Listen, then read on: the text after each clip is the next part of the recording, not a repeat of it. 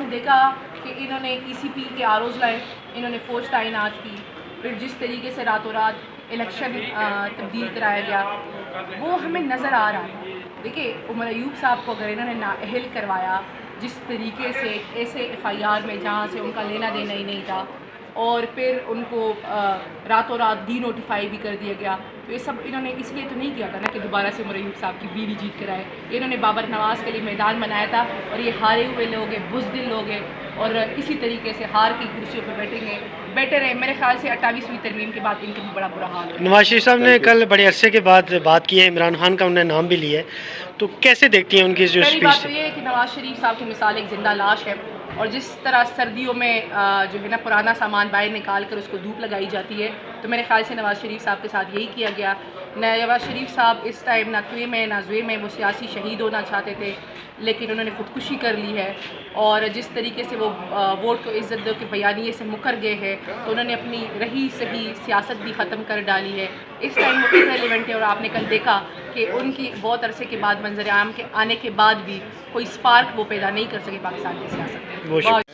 ان کی ساری کرپشن ان کے نام پر بھی لکھی جا رہی ہے.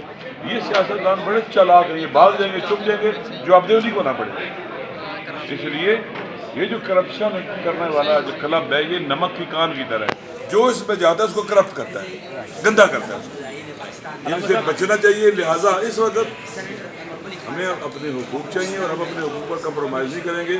خان صاحب کی پارٹی کا, ان کے لیڈرز کا حق ہے کہ وہ ملاقات کریں, فیملی کا حق ہے, اور ملاقات کی اجازت نہ دینا ظلم ہے. کارکنان کو کیا کہیں گے جو اس ٹائم بڑے اس طرح میں ہیں؟ ہمیں کارکنوں سے یہ کہنا چاہیے, دیکھیں یہ اعصاب کی جنگ ہے, ارادوں کی جنگ ہے. یہ سمجھتے ہیں کہ ہم تھک جائیں گے, ہار جائیں گے, نہیں. ان کے پاس ٹائم نہیں ہے, حکمرانوں کے پاس ٹائم نہیں ہے, اپنے بوجھ تلے دب رہے ہیں. یہ گرنے والا ہے سسٹم. ہم نے کبھی بھی نا امید نہیں ہونا ہے. اللہ نے ہمیں کہا کہ کوشش کرو, جدوجہد کرو, اور میری رحمت سے مایوس نہیں ہونا ہے. ہم نے نہ تھکنا ہے, نہ ہمت ہارنی ہے, بلکہ ڈٹے رہنا ہے. نہ امید نہیں ہونا ہے, امید کے چراغ جلائے رکھنے ہیں. اعتراض کو زندہ رکھنا ہے, ریزسٹنس کو زندہ رکھنا ہے, مختلف شکلوں میں انشاءاللہ العزیز. اور ایک دن آئے گا ہم جیتیں گے. یہ جو ہارا ہوا لشکر جو مسلط ہے, یہ بھاگے گا انشاءاللہ. علامہ صاحب یہ بتائیے گا کہ ایک ہی کوشچن, کیونکہ میں لیٹ پہنچا ہوں تھوڑا سا. عفان بھائی ایک کوشچن, نواز شریف صاحب دوبارہ سے ایکٹیو ہوئے ہیں, انہوں نے کل میڈیا ٹاک بھی کی. سر کیا یہ اچھا سائن ہے پاکستان کی سیاست کے لیے, اور کیا کچھ بہتری ہونے جا رہی ہے پاکستان کی سیاست میں؟ بسم اللہ الرحمن الرحیم. کہتے ہیں ہائے اس زود پشیماں کا پشیماں ہونا, جب سب کچھ لٹ چکا ہے.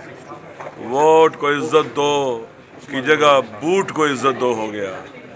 بیانیہ تباہ و برباد ہو چکا ہے. اور پاکستان کے اندر عوام کے جتنی بھی الیکشن ابھی پنجاب میں ہوئے ہیں, یہ ان کو الیکشن آپ کہتے ہیں. وہ الیکشن کمیشن جس پر پاکستان کے عوام اعتماد ہی نہیں کرتے, جس نے 2024 کے الیکشن کے اندر 8 فروری کو کیا کیا, اعتماد انہی کے لیے الیکشن جیت رہے ہیں. عوام نے ٹھکرا دیا جن کو.